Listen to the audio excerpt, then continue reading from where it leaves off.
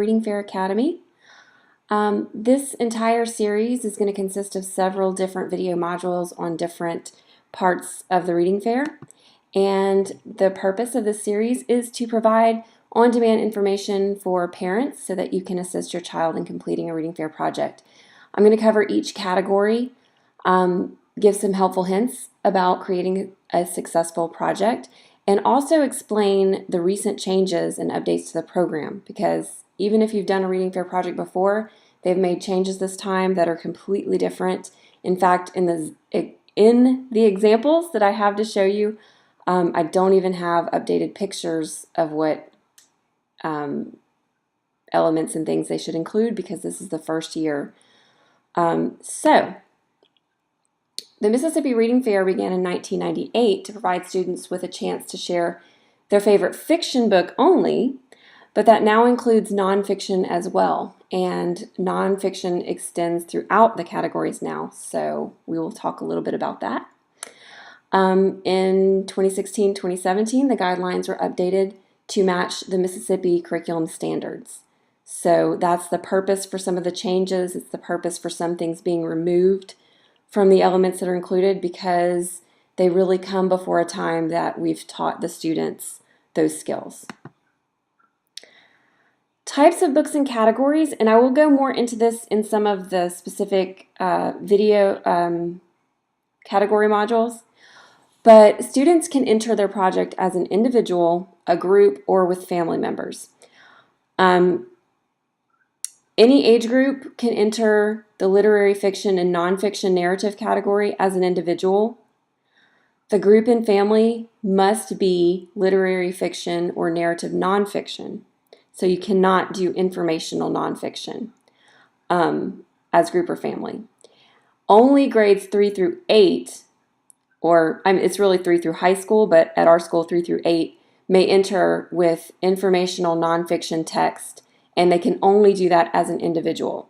So any age group as individual can do the narrative nonfiction, but only 3 through 12 or 3 through 8 at our school can enter informational nonfiction. And I will discuss the differences in those specific video modules. So these are some of the rules that apply to all of the projects. The project must be written in the student's own words, and nothing can be directly copied from the book.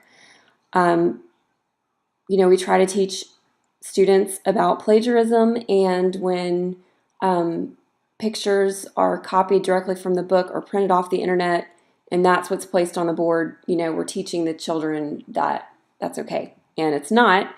So we want to keep with those standards and make sure that everything is in the student's own words. They may definitely copy pictures and do their own creative spin on the artwork in the book, or even try to copy what the cover looks like, or a specific picture from the book, as long as it's their own artwork and not a photocopy. And of course, the student's own words probably applies a little bit more to the nonfiction, because a lot of times they will, want to copy word for word, but it has to be in their own words so that they're not plagiarizing. Each student may only participate in one project. So if a student participates in a group project or a family project, they may not enter in any other category as an individual. A group or family project is limited to 3 participants, and I said 3 enrolled participants because you can only have 3 students listed. But sometimes with family projects, you have 3 students at the school, but mom and dad are helping with the project as well, and they're not included in the group of participants. And I think that rule was mainly put in place because in some cases we would have an entire classroom or a group of 5 or 6 students from a classroom who worked on a group project, and I guess they felt that was just too many.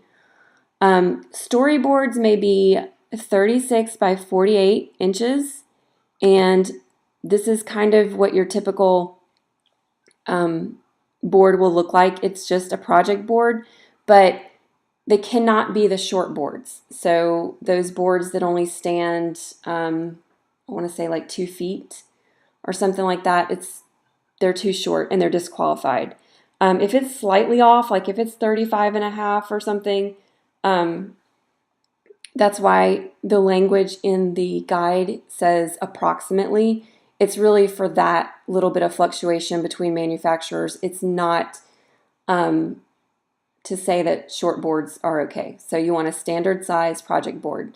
You can find these at Hobby Lobby, Michaels, Office Depot. So make sure you have the right size. Just it would be, a yardstick tall is pretty much what you want to go for. Any items that you put out for display have to fit in the middle of the board. So if you are to extend the sides of the board straight out, it cannot be any further out than that. If the board is open, then it may stick out a little bit, but you want to see when the sides of the board are together. That, I believe, is the measurement that it can extend out from the board.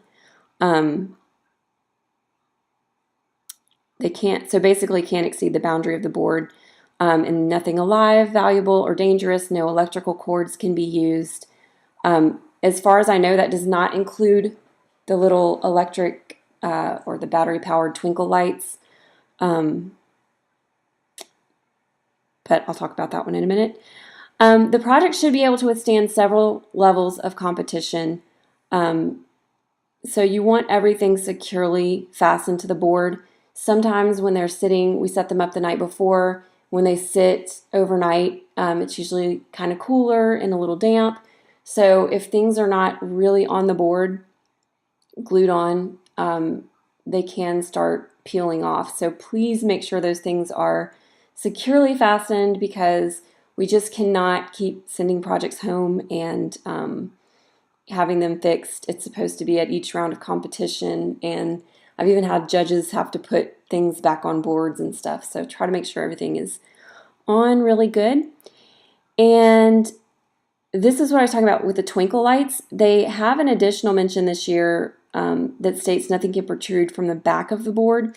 And that rule's been there before, but something with the way it's worded, I just wanted to say that people should probably be cautious with these little twinkle lights. My suggestion for this would be to have the, I don't know if you can see my mouse, but to have the little battery pack maybe hidden somehow on the front of the board. Maybe like if it's something that you could have like a building or the character's house and have that hidden. You do not have to have these at all. It's not something required. I'm just, I've had some in the past that had these attached to the back of the board, and I just don't know if you make first place at our school, if it moves on to other competitions, it may be disqualified because of that. So it really just depends on where it's going, who the judges are, and how they interpret the rules sometimes. So there are going to be other videos in this series and even some files to help you. If you need anything, you can contact me. My information is on the flyer and the website. So I don't want to put it, because this will be online, I don't want to put my contact information in the video. Our fair info is listed on the site as well, and you can download all of the requirements, student forms that they need attached to the board. All of that will be on the website. So please make sure, if you did not pick up a copy from the library, that you have those things, because they are required for the board. And I think that about covers our introduction. So if there's anything specific, if you know the specific category, or if you're not sure about the specific category, you can watch all of those category videos that will be provided. And there's also going to be some tips from a judge to help you really plan the best project that you can.